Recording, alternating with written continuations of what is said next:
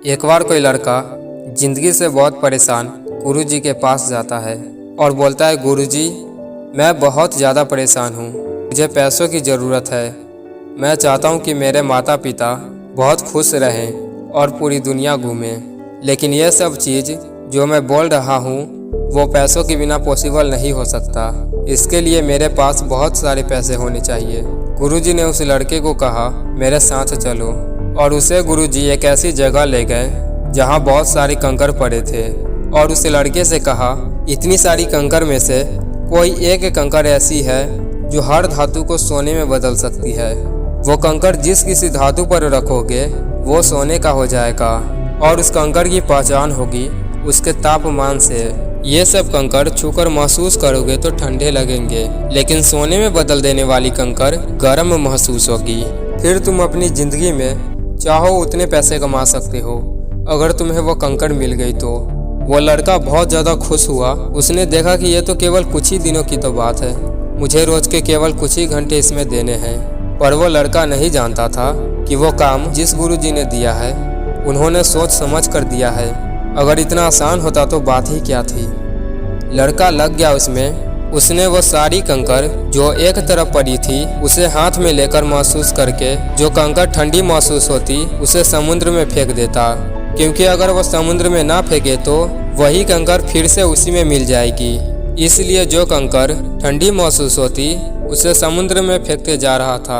एक दिन निकला, 5-6 घंटे दिए उसमें, सब कंकड़ ठंडी महसूस हो रही थी। दूसरा दिन निकला, तीसरा दिन निकला, 1 हफ्ता निकला, 2 हफ्ते निकले, 1 महीने, ऐसे करते करते 3 और फिर 4 महीने हो गए। लेकिन अब तक उस लड़के को वो गर्म कंकड़ नहीं मिली।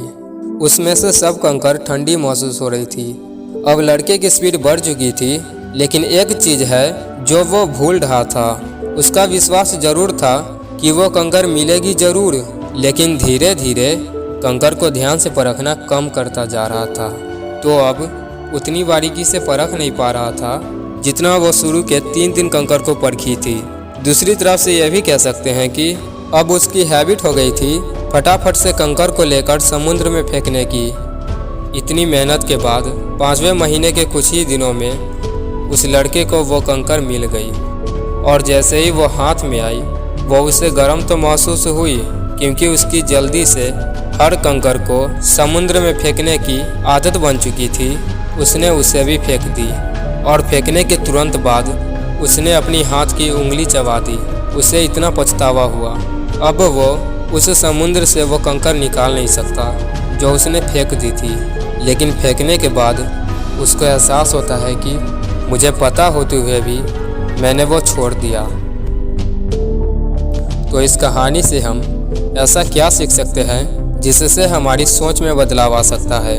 बदलाव आएगा तो हमारी ज़िंदगी भी बदल सकती है।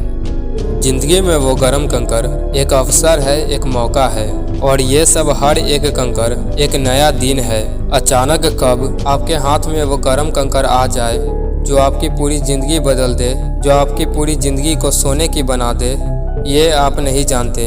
आज नहीं तो कल, लेकिन जब वो कंकड़ आपके हाथ में आ गया ना, वो आपकी ज़िंदगी की हर चीज़ को सोने में बदल देगा।